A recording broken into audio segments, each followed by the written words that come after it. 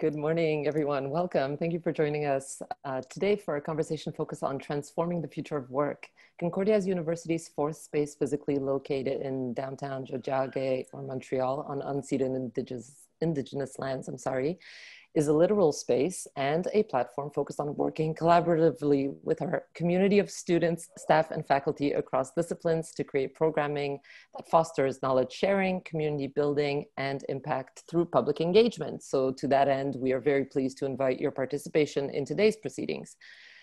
There we go.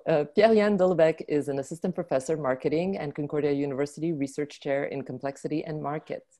Erica Pimentel is a PhD candidate in accountancy at the John Molson School of Business. As you listen to the conversation between them, touching on ethics and technology-driven transformations or how a global pandemic has impacted how we connect with our work, we invite you, the audience, to join in.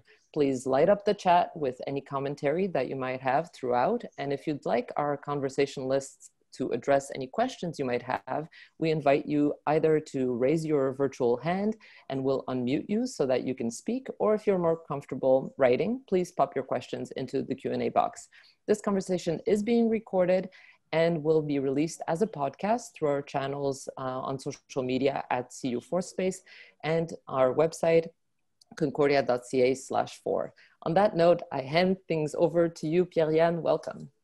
Thank you so much, Anna. So my name is Pierre-Yann Dolbec. In my work, I tackle big questions to understand the complexity of markets and how people and organizations adapt to such complexity. And in that light, today I'm in conversation with Erica Pimentel. Erica, I'll let you introduce yourself in a few words. Thanks so much. So I'm a PhD student in accountancy at John Molson, and my interest is really in understanding how professionals find meaning in their work. And we live in a time of tremendous societal and technological change, with some jobs being completely disrupted away. And so I'm interested in how people still manage to put one foot in front of the other and find meaning in those jobs, knowing that those jobs may be disrupted away very soon. Awesome. And yeah, like finding meanings in our work life, the role of technology in disrupting work and professional identities, and the greater impact on technologies and transforming the relationship between workers and their company is definitely a very important topic today. To kick things off, I was hoping that we could discuss in more detail one of your governing research interests, that is to better understand how professionals create meaning through their work. And maybe to better contextualize this interest, can you explain to myself and the audience, what does it mean to find meaning in our work? Sure. So if we think of when I tell someone, tell me the meaning of that, it's about how you make sense of the world around you. But I'm specifically looking at how people make positive sense, right? So how they find satisfaction, how they find work to be rewarding. And some jobs like being a lawyer, being a doctor, being a professor are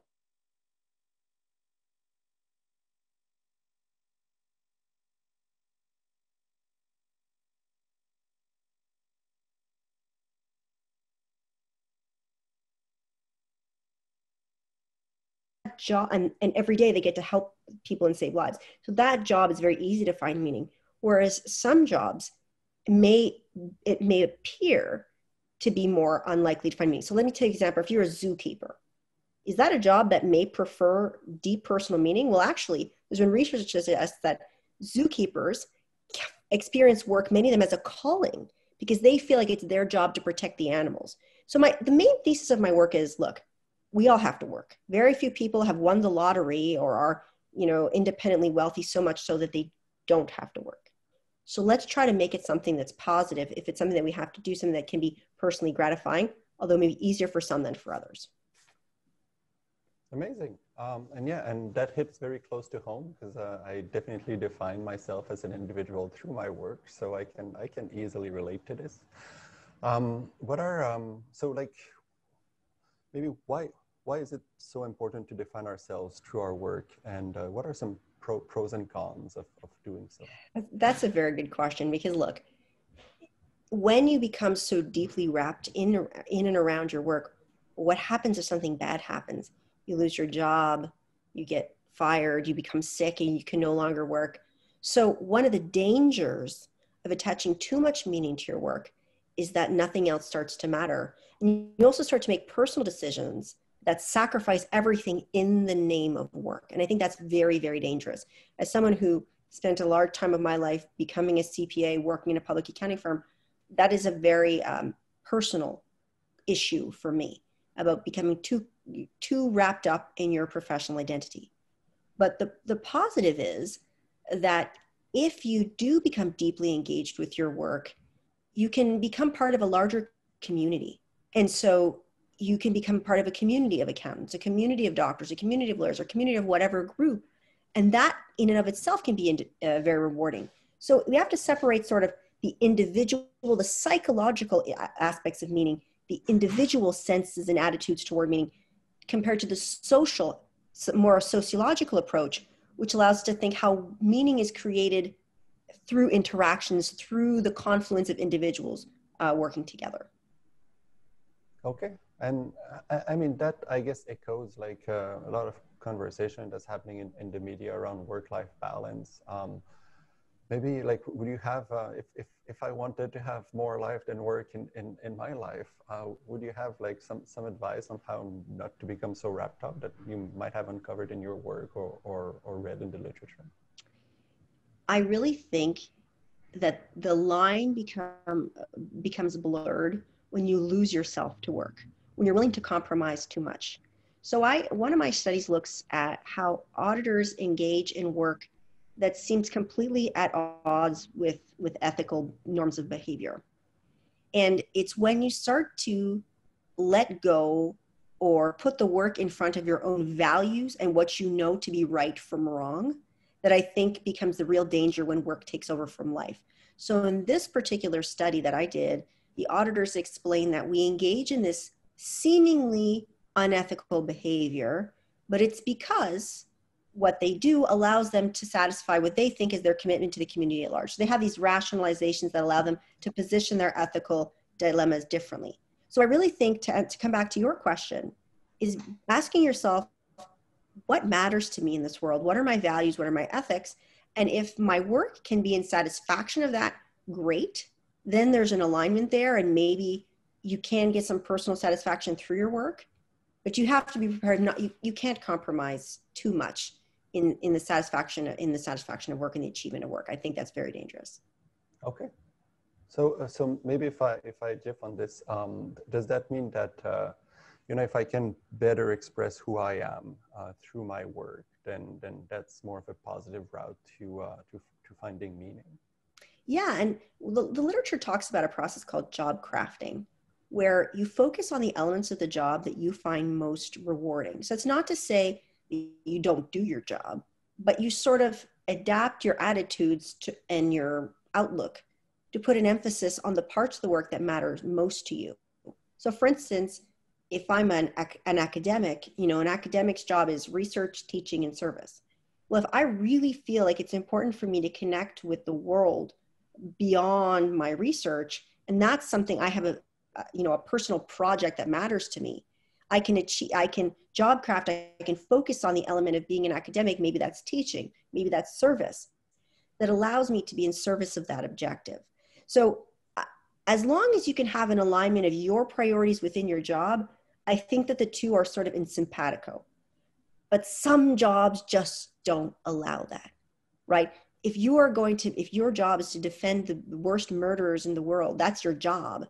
How do you align that with your personal values? Well, maybe your value is that everyone deserves a good defense.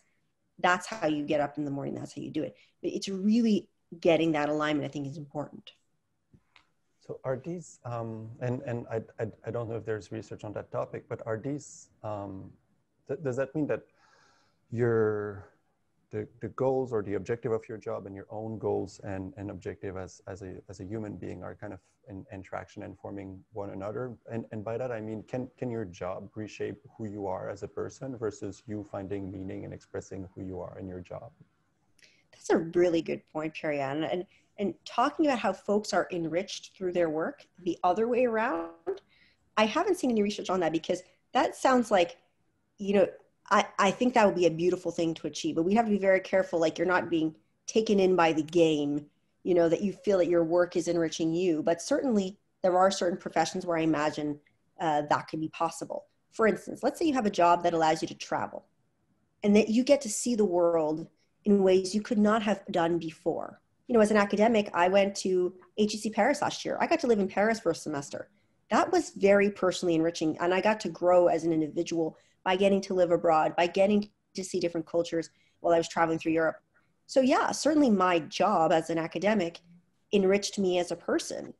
But because academia is something that is beautiful and unique and lets you, you know, expand your worldview in ways that other things don't allow you to. But that's a very interesting comment, Pierre-Yann, about could the correlation go the other way, where work reinforces you? And I haven't seen any research on that, but I think that'd be very interesting to explore. I might broaden my research interest. Okay.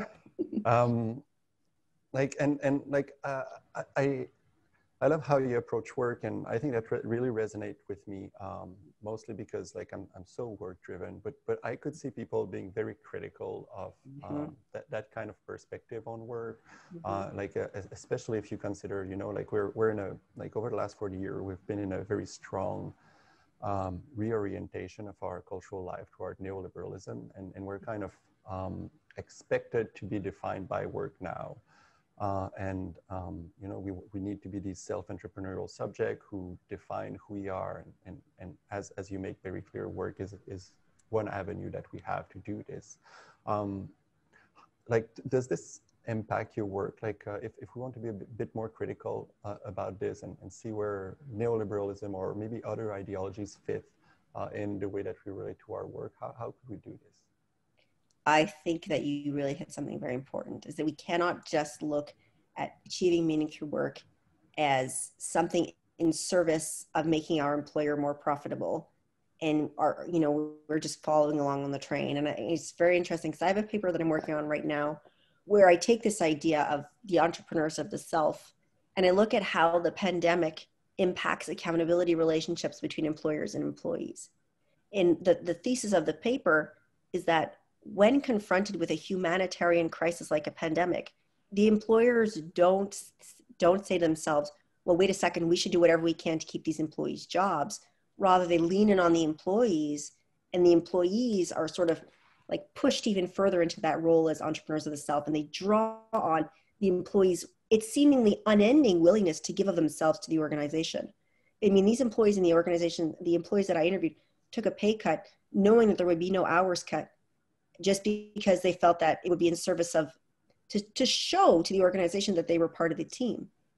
And there was really no limit to how much these people are willing to be subjugated through their work. So you are absolutely correct that we need to be careful to not just paint this as some type of rosy thing where people, you know, like this very Martin Luther work as a calling type stuff that can be it can be a very slippery slope. So I agree, we need to be careful there. But the reason I come back to meaning is because I think of this book called Man's Search for Meaning by Viktor Frankl. And in that book, Viktor Frankl talks about his time in the concentration camp. And he says, and I don't mean to equate work with a concentration camp, but his thesis is, life is meaningful because of how we look at it.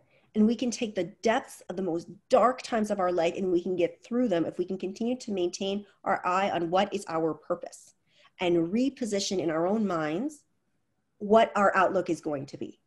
Now, what my main idea is that we all need to work. We don't have the choice. Most of us don't have the choice not to work.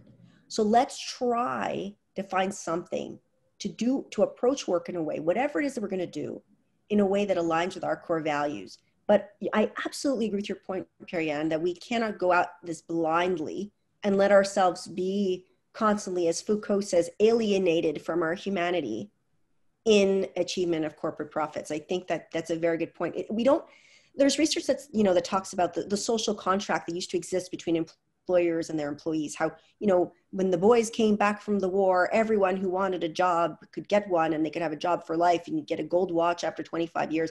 And that doesn't exist anymore. That psychological contract, that social contract doesn't exist anymore. And so we need to be mindful of the limits of how much we're willing to lean into our jobs, because recognizing that sometimes that accountability or that sense of obligation is only one way. So very, very interesting point, Pierre-Yann. And I think that sounds like a good conclusion for this first part of our discussion. I don't know if you have anything else to add on the meaning of work. To people who are live with us, you're most invited to post any question on the chat if you have any, or raise your hand. We'll happily take them. I know that another main research interest that you have is to better understand the interaction between like our rapidly changing technological world and how this informs or transform work and expertise. And I was hoping that maybe we could contextualize this second research interest that you have by giving us an example of a technology that's currently changing work and expertise. Sure, absolutely. So I do a lot of research on blockchain, and at Concordia, we've kind of positioned ourselves as somewhat a center of knowledge on blockchain. I have some great projects going on with some colleagues at the Concordia Institute for Information Security and Engineering. Some really interdisciplinary work between John Molson and my colleagues in blockchain. I like to think they've learned something from me, but I've learned a lot from them. And so why blockchain is interesting for me is because blockchain is really, it's not just a technology, it's a new form of organizing. It presents a platform, and I know you've done research on platforms too, Pierre-Yann. It's a new way for people to transact. And in that, blockchain is fundamental to it is the provision of trust, right? The blockchain is said to be immutable. The economists call it a trust machine. And so when we're providing trust has traditionally been the job of auditors, traditionally the job of bankers, of people whose job it is to maintain the traditional financial order. And the blockchain is providing an opportunity to engage in economic transactions outside that traditional financial order. So it's creating entirely new forms of expertise, new laws, new standards, new auditing regulations, new banking, ways of banking. The bankable are becoming bankable, the unbanked are becoming bankable through the blockchain. So this technology is not just another ERP system, but fundamentally is changing the way people interact, and as a result is changing the way expertise is obtained in this area. And maybe a little bit later I can talk about one of my papers on that topic. Yeah, just for people who might not be as technologically savvy as you are, could you present like a very concrete example of those new form of expertise or technology or organizing that you're talking about that exists at the moment? Absolutely, sure. So one thing that a blockchain provides is it allows you to take a contract and embed it into the platform so that you wouldn't have to have like a lawyer overseeing, was the contract satisfied or when was a contract satisfied? So let's say I was going to, let's say Pierre-Yann was going to edit a document for me. He's going to do some editing for me, and I was going to pay him in Bitcoin.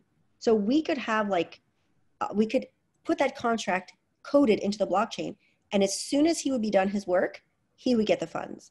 And so the contract would verify when the work was done and would translate the money right away. And it's not only between two people, not just these dyadic relationships, but we can have webs of relationships that change. So for instance, a very commonly given example is in the world of organic food. It used to be very difficult to certify the provenance of organic materials, organic food, or aliments biologiques. Now, from the moment the item is picked, all along the supply chain to the time it gets to your grocery store and your table, a blockchain could be used to authenticate all those different steps. So it's dramatically revolutionizing the supply chain industry. It's making it cheaper, it's making it faster, it's making it more reliable. And so a blockchain is more than just a technology, it's upending entire industries. And when I mention this idea of trust, a blockchain functions based on cryptography, which means that I can rely on any one of those points of information because what's referred to as algorithmic trust. So previously I would have required an auditor or a lawyer to come in to certify that each of those steps along the banana's life cycle was true. Now I can rely on the technology to do that. So it's just changing our relationship to trust, and it's changing our relationship to what type of professionals, if any, are required along that supply chain, for instance. Okay, that makes it much clearer. Thanks. I assume that not everybody, like you paint it as, you know, this beautiful revolution. If I was a lawyer or an auditor or you know, like an organic food producer, chances are I might be maybe not upset, but scared about what's going to happen to my work or my industry. Yeah, I get that. And so I have a paper now where we're looking at the limits of what happens when auditors traditionally have been kind of responsible for providing trust in financial markets. It's their job, right? They provide confidence, they sell confidence. And now the blockchain space comes in, and why are we not seeing like an abundance of audit opinions in this area? One, auditors say we just don't know it. We just don't understand the technology. We're not in a position to certify. So that's okay. The auditors are maybe willfully not engaging with this space. But the more fundamental, the more interesting thing is the blockchainers are saying, we don't need financial professionals. We don't need investment bankers to raise money. We can do our own kind of thing. They have their own ways of raising money. We don't need auditors. We don't need lawyers. We have smart contracts. And so what happens to the professionals when they engage with these sectors and they get turned away, they get rebuffed? And it's really these competing attitudes towards the world. The auditors that I interview see the world in terms of a very traditional financial order, and they don't understand why their expertise is not wanted. And the blockchain ecosystem has an ethos of transparency, openness. To them, who are you, Mr. Auditor? I don't know KPMG. I don't know EY. I don't know Deloitte. These names mean nothing to me. I'm going to engage with my own professionals. So absolutely, we have these two opposing logics, these two opposing worldviews that the professionals just don't understand. And so sometimes as an accountant, there's all these, you know, publications, and I myself am responsible for them as well, saying, what's the future of the accounting profession in light of technologies like blockchain? Of course, the profession wants to position itself as having a future. And I think there is a future for us, but we need to be very mindful about, we can't ignore the blockchain. We can't ignore new technologies. We need to say, how do we fit alongside, or need to change our attitudes in order to find a new place for ourselves? Because otherwise, you know, we can't just continue with business as usual. And I agree. If I were a lawyer, if I were an organic farmer, if I were an accountant, which I am, I would be very concerned. But you can't just sit and take it. You need to say, okay, well, what is our value proposition? How are we going to reinvent ourselves in light of this new, in light of this threat?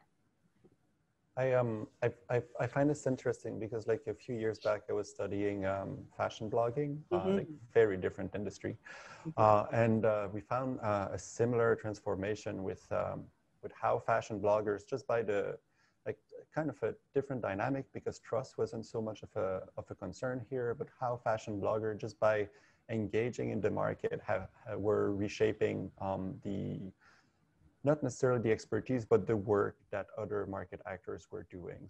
So like what it meant to be a fashion stylist or a fashion editor or a fashion photographer has evolved because of the entry of fashion blogger to the market. So I guess like different types of technologies, whether they're concentrated on trust or heightening people's participation in the market, can have this transformative influence on the work. And it's absolutely true. I mean, I think the issue of fashion editors is not really an area one would traditionally worry about being disintermediated away, right? These are people that I would think, pardon me, have so much power, right? Like the person, the editor of Vogue, gets so much power. And to think that this person could be threatened by technology is just mind-blowing. But professions don't like to be challenged. But the thing about professions with a capital P, like fashion editors have this, you know, society has given them a very important role. Lawyers and accountants, the difference is like regulation has given them a specific role. And so whether the blockchainers like them or not, they can impose, the lawyers and accountants can impose themselves on the financial industry because of the power given to them by, in Quebec, l'Office des Professions, right? The only person that can certify financial statements are auditors. So I think that makes the landscape a little bit different because auditors can kind of push themselves in, or accountants can push themselves in.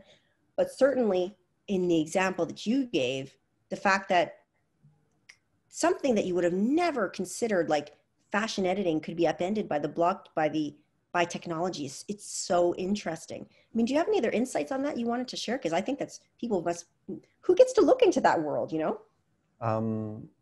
Well, I mean, what we found is like fashion editors have been able to like reconfigure their work. I mean, it took time and effort, but they've been able to co-opt the mechanism of fashion blogging quite well. They've adapted their job. So, for example, they've embraced their role now as figurehead of their magazine, which didn't used to be the case. Like they used to be mostly, you know, behind the scene, but nowadays you'll see a lot of pictures of Anna Wintour going to fashion shows. So like they've transformed their work, and although they have lost power in the process, and I guess that's like what we're both discussing is really like power is really at the heart of it, right? Like when you have that kind of technology, whether it's, you know, like blogging platforms or blockchain, you see or disintermediation or transformation in how trust is conceptualized. We see this transformation in power dynamics. Like, is that not without wanting to put words in your mouth, but like, would you say that that's a fair assessment? Absolutely. But the thing is, for me to recognize someone's power, not to sound too Bourdieusian, but I have to recognize the forms of capital that they possess, right? I can only recognize the power of an auditor to certify financial statements if I recognize their title, if I recognize their firm, if I recognize their forms of expertise. But in the world that I'm looking at, the blockchain is just coming from such a different place. It's just completely alternative to the financial order by design. And like the ethos of why Bitcoin was created in the first place was to upend was to have transactions completely outside the banking system. So by design, we're trying to ignore the power that the bankers, the investors, the auditors possess.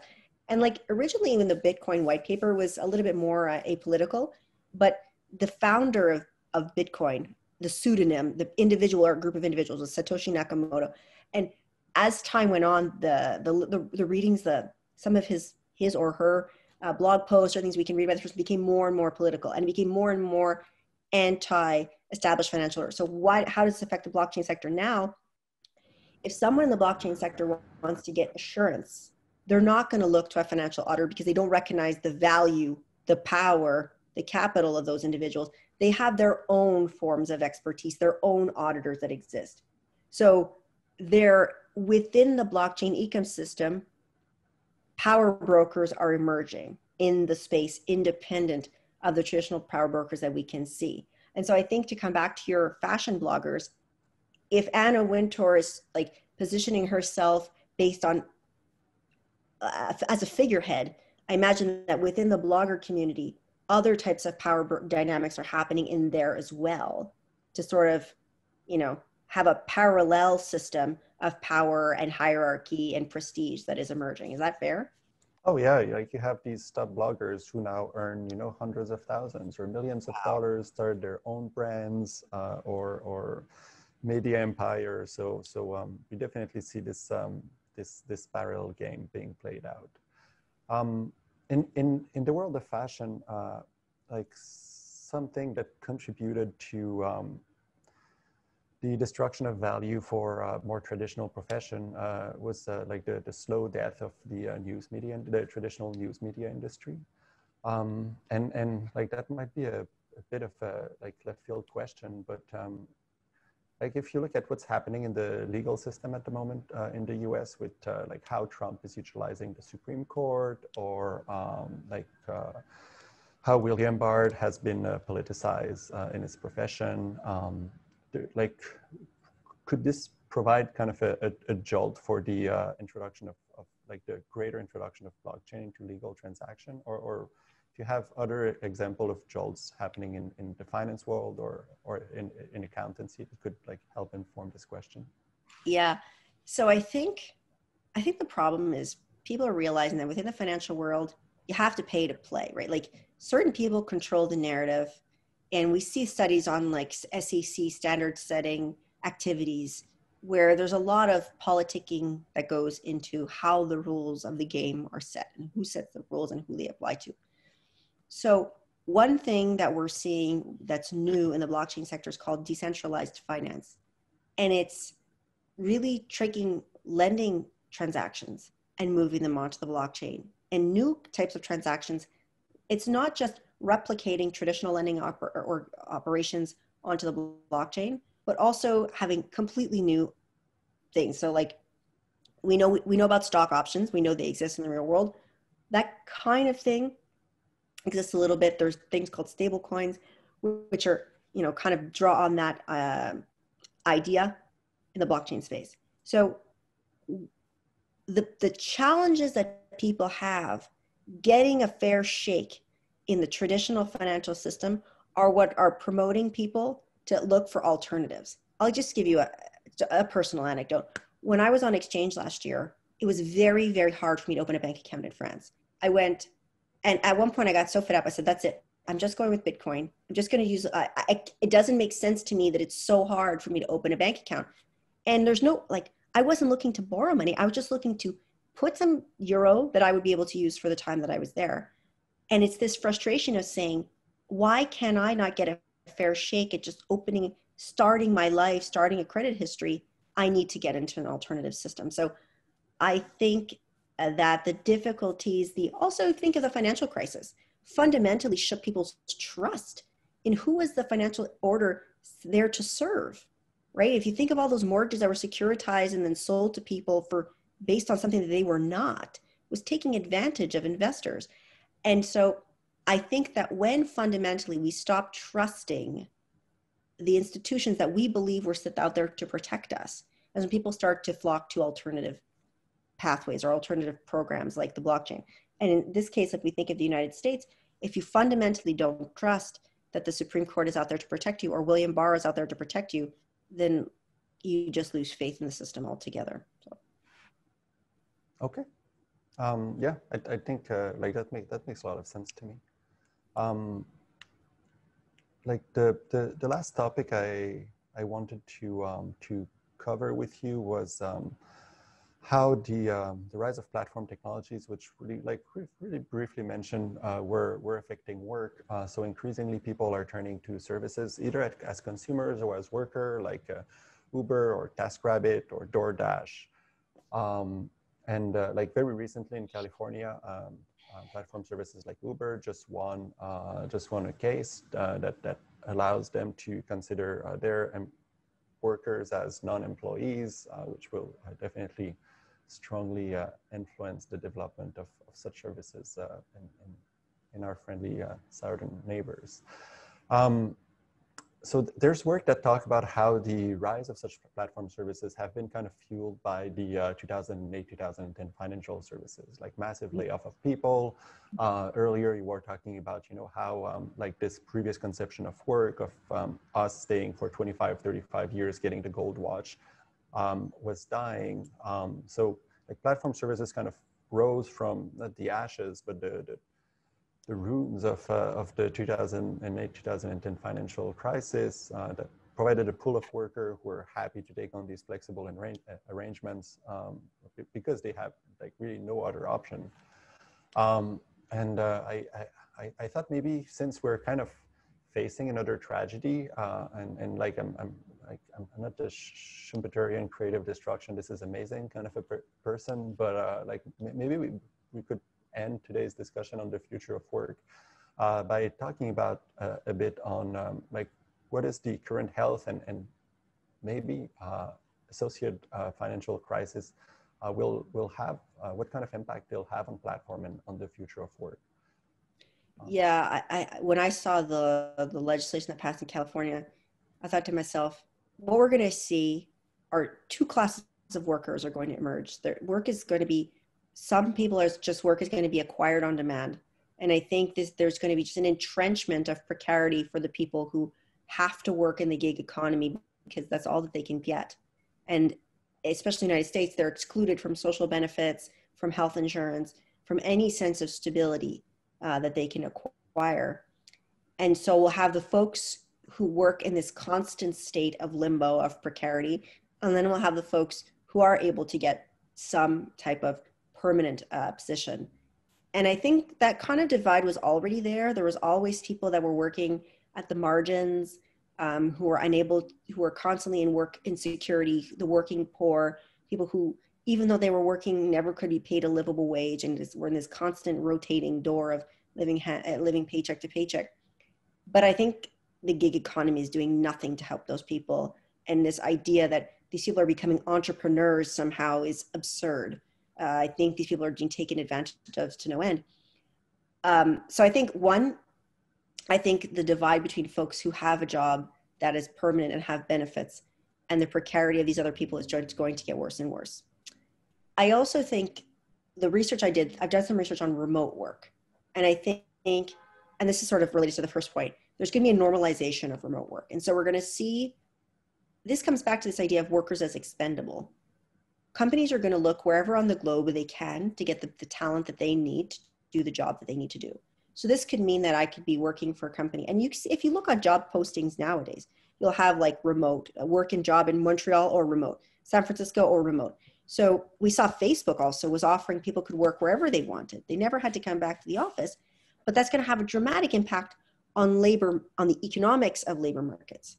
Because if I can hire anyone from anywhere in the world, that's going to affect what I'm willing to pay these people. So am I going to pay the person who's living in Croatia the same as I'm going to pay the person who's living in San Francisco? Well, they're doing the same job. So you could argue I should pay them the same, but their living standards are very different. What it takes for them to get to the end of the month is very different. So I think the normalization of remote work is going to impact where employees are sourced from, but it's going to have a huge downward pressure on wages. And it's going to make work much more difficult to come by, meaning people are going to turn to these things like the platforms and so on that you talk to. So I think the issue of the normalization of remote work and the precarity of work itself are very closely related. The thing that came to mind is Adolph Huxley, Brave New World, when you were talking about these two classes of people. And it's interesting because in his book, if I remember correctly, he drew a distinction between manual labor and intellectual labor. But like we've been talking about this movement towards a knowledge economy for at least the last 20 to 30 years. And we can see that, it doesn't matter whether your work is knowledge-based or not. Like somebody will always find a way to create this this segmentation between a class of individuals that are, let's say, more exploitable than others, which I mean, and we could riff on like how this is connected with like the emergence of neoliberalism, but I'm not sure if we want to go there or not.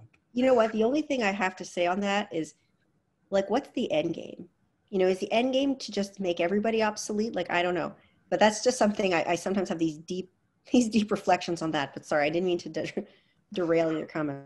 Oh, no. I think that's an excellent question, because like the next step moving from platform will be AI workers. And I think like, I don't know how, like whether that has informed your work so far, but like many jobs have been like slowly outsourced to like machine learning algorithms who are, like, let's be honest, way better equipped to do some tasks than we are. Mm-hmm. Yeah. I mean, that's informed my work in so much as there's a lot of concerns for professions about being disintermediated or being replaced by technology. And so then the professions have to decide, well, what can we do to save our profession? So how do we reassert our value proposition for any profession that can be sort of replaced by technology? And at some point, you have to be able to reassert yes or something, but at some point you also have to be realistic, right? Like some things, yes, machines do better, like reconciliations. Humans are notoriously terrible at them, about checking columns and we're bad at them. There's no amount of very sharp pencils and erasers that'll make humans very good at agreeing lots and lots of data. But there are things that we do really good, like working in uncertainty, making professional judgments and things like that. But then if machine learning comes around and can make decisions in these situations of uncertainty, again, how do we continue to constantly reassess our value proposition. But as human beings, are we constantly having to reassess our value proposition and justify our raison d'etre as human beings? Like at one point, it becomes like this circular loop where we're constantly trying to become more and more productive, but to what end? To what end? It's not just to get rid of or certain groups of individuals. So this group that, like you say, that keeps this crust of individuals who keep being taken advantage of. If I backtrack just a bit on something you said, like do you see movement from employees to either redefine their profession or like somehow create a new form of power that can help them tip the balance in their direction? Like 70 years ago, 80 years ago, we had unions who play a major role in transforming worker-employer relationships. Is there like the 2020 equivalent that's like emerging on the horizon? See, the problem is that my research I really interview professionals, and these folks very much rely on their protected status under the law, which gives them sort of preferential treatment. And I think, as far as I understand, excludes us as professionals from forming unions. And we have organizations that protect or that promote accountants, for one. But to say we're going to form a union of accountants, I don't think there's any conversation in that direction. In fact, what I'm seeing is that within firms, there's more and more this neoliberalization or this of work, of folks that are being, more and more is being asked of them. What I am seeing, though, is a fundamental rethinking in the accounting profession, at least, of what is it that we're offering to the world, and recognizing that there are places where we need to beef up our skills. And so we need to be better at translating. There are things we do really, really well. Like we know tax law like it's nobody's business. We know business models, business planning, forecasting like it's nobody's business, because we're really good at going out and seeing different businesses, seeing how they operate, and then being able to offer that advice to different companies. What we need to get better at is thinking, how can we use technological tools to do that, and to, define how technology is going to not redefine us and take a stand. So I think what I see is it's professions recognizing they're not enrolled by technology, but trying to take a position vis-a-vis technology that allows them to get the upper hand. Yeah. And I guess this should be accompanied by a transformation of training, right? Like 100%. Yeah, 100%. I have a paper now where we're looking at how to reinforce the IT skills of accountants. And so you think technologically, like, what do accountants need to know? They need to know Excel, and they need to know simply accounting. But actually, no. A lot of the work that auditors are doing now is using machine learning, is using data visualization techniques. And so fundamentally rethinking the curriculum to give people these practical skills. But then when we think of retraining, that's kind of like a double-edged sword, because on the one hand, we want to prepare people for the profession. But as educators, we say, this isn't just technical school, right? As a university, we also have a duty to open people's minds and teach them something about the humanities, teach them about about how to think. So there's only so much time in a bachelor's program, for instance, to teach people. So there's these two, I guess, opposed forces that we need to see in university curricula. One, beefing up the tech skills that everybody gets across the board, but not compromising those fundamental critical thinking skills that I think are acquired by studying the humanities, by studying the classics, that we understand where thought comes from in the first place. Yeah, I mean, I teach digital marketing, so I'm facing that not struggle, but that competition between technical and strategy all the time. And I guess like maybe rethinking at some point what's an accountant or what's a lawyer will be the route to that will be necessary to both provide these critical skills and the technical one as you're mentioning. We're starting to receive a number of interesting questions from our listener, viewers, participant. Somebody asked what would be the major changes to work due to the pandemic. I think we've touched on this a bit, but if you want to expand on this, like please be my guest. They also asked, will people connect to the idea of work differently, which I think is kind of a great big picture question. I don't know what would be your thought on this. Yeah. So I can ask, I think those two questions are related. So the question of will people relate to work differently is absolutely true. And I think from the research I've done on remote work, people are finding that work can take a different place in their life when it's not something that you have to do 9 to 5 chained to a desk. So if you stop looking at work as you're selling your time to your employer, but rather you're selling your skills to satisfy certain or produce certain outputs, that fundamentally changes your relationship with work. Because if I'm working remotely, nobody knows how many hours I'm working. If I'm doing it in 35 hours, if I'm doing it in 50 hours, it doesn't really matter. It comes down to what is it that my employer engaged me to do, and can I do it really, really well? And can I do it really, really well in a way that I can organize it so that I can take advantage of other areas of my life, and work can become very, very enjoyable. I mean, one of the things I love about academic work is the fact that we own our own schedules. You know, you have to teach and you have committee meetings, but when you do your writing, when you do your research, is on you. And that's, to me, what I really enjoy. So I think working remotely is going to change our relationship to work, where work fits in terms of our life. But when we take the pandemic on top of it, I think that has two implications. One is for our own health and safety. We're becoming very, very aware of the importance of putting our own health and safety first. And I think that may cause people to rethink the types of jobs that they engage with. You know, if you're going to be in a service in a service type job, you have to think twice about the types of challenge, the health risks that presents that maybe before you wouldn't even have considered. And I think that the pandemic is causing a tremendous blurring of work and personal boundaries because everything is happening in the same space. That also contributes to, well, how does work fit into all these other things I've committed to? Or is work taking an outsized impact on all my other life commitments, as it were? Do you have any reflections on that yourself, Pierre-Yann?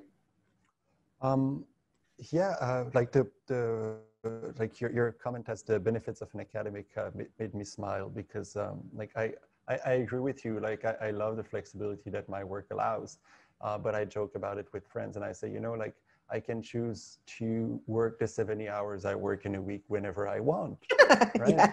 And I think that points to a potential pitfall, and that goes back to this idea of like the neoliberalization of the self and us becoming, you know, entrepreneurs of our own lives and like creating our own opportunities. In that, it becomes really easy to lose yourself in the work-life distinction. I can't believe I'm going to quote a meme, but I saw a meme online, and it says something like, you know, like if work is your passion, you'll never work a day in your life. And then the part where it says you'll never work a day in your life was crossed out, and it continued with something like you'll never find a distinction between your life and your work, and work will become your life. Mm-hmm. And I think that, like, you know, earlier you were talking about the role of universities and providing critical skills for workers. But it's also important to, I think of universities as providing critical skills, period, so that we're able to kind of, you know, like if we're knowledge worker in a constantly evolving economy, we're responsible for our continuous training and more is asked from us. How do we know when to say stop or when to push back? And I think that requires critical thinking tools that give us the concepts to say, well, you know, like my work is not only my life, like, and it's fine not to be defined by my productivity. And yeah, I guess that those are the thoughts that came to mind.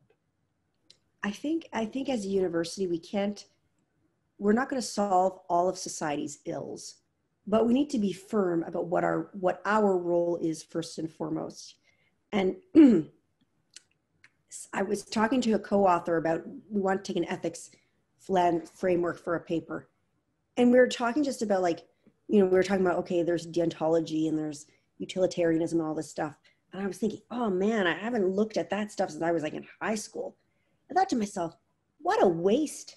You know, I mean, how many degrees have I done at this point? And I've never really sat down and, except on my own terms, really engaged with these texts, which are so fundamental to contemporary thought.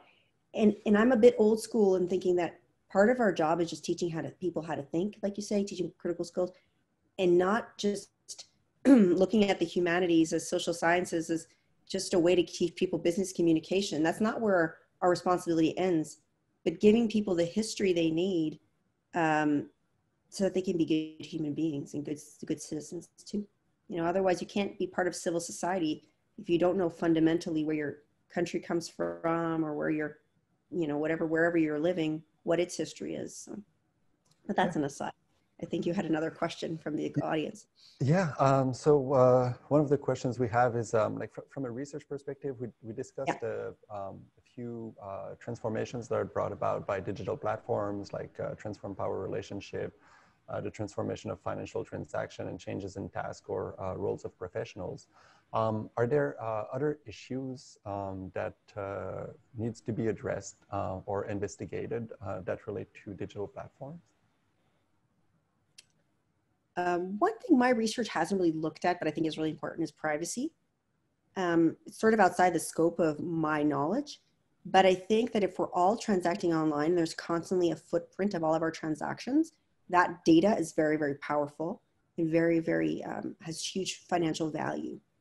And so as participants in digital platforms, we need to, I'm not saying we need to go read in the terms and conditions because I don't think that's going to change anything, but we need to be mindful of what we're giving up in exchange for access to information, in exchange for low transaction fees.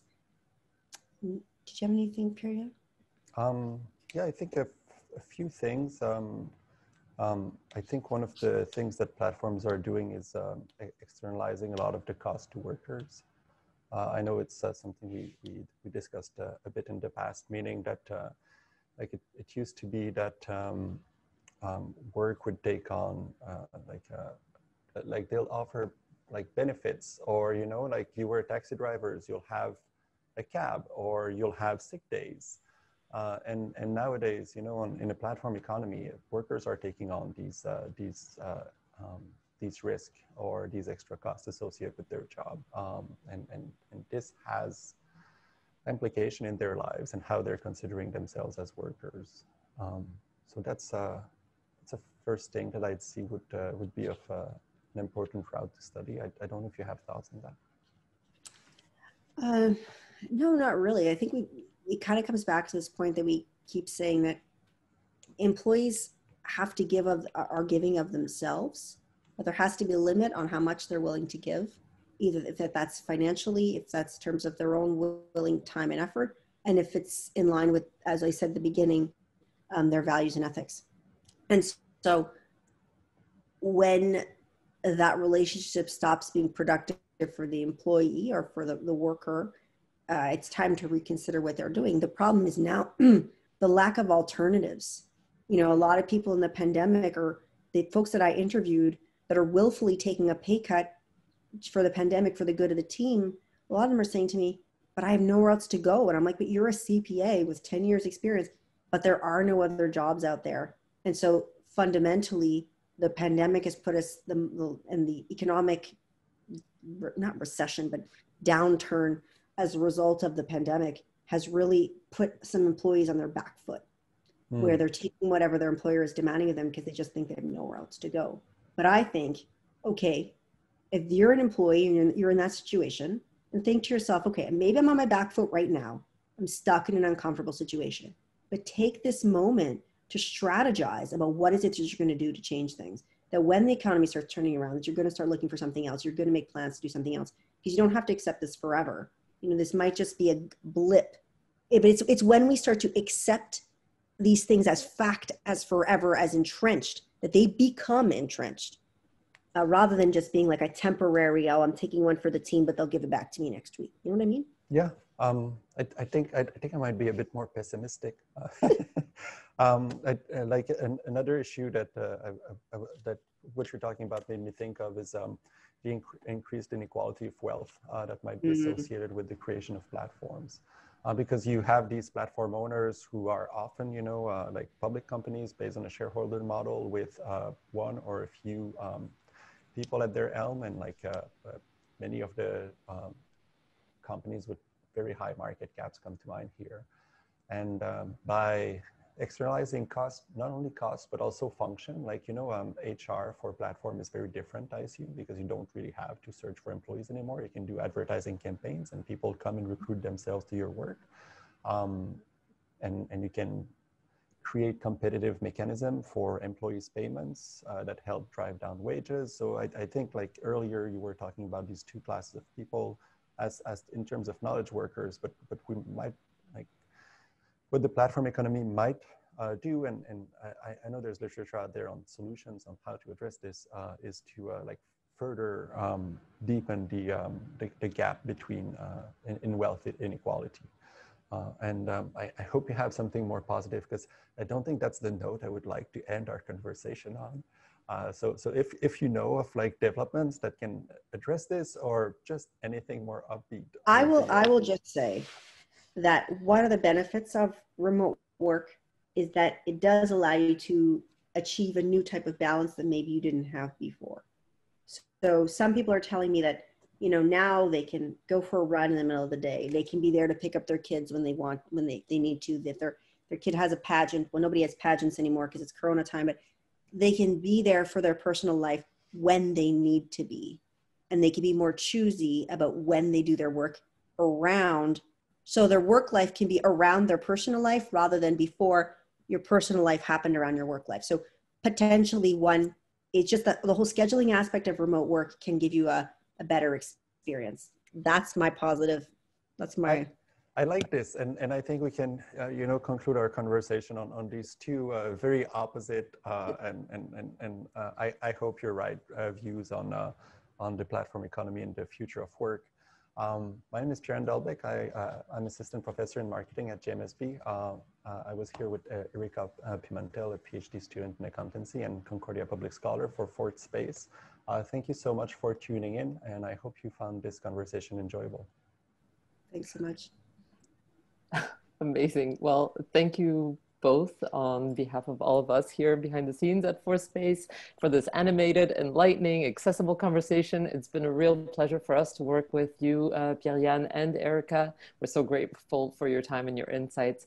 And I'll just remind you that we will be gently editing today's conversation and releasing it as a podcast very soon. So follow us on Facebook, Twitter, or Instagram at CU Fourth Space, or keep tabs on our website, concordia.ca/4, to gain access to this and many other events and other activities that we're producing. On that note, I'll wish you all bon appetit. Thank you for those of you who joined us today. I put a little survey in the chat. If you wouldn't mind clicking on it, it would be very much appreciated. Thanks, everyone. Have a great afternoon. Bye. Bye-bye. Bye.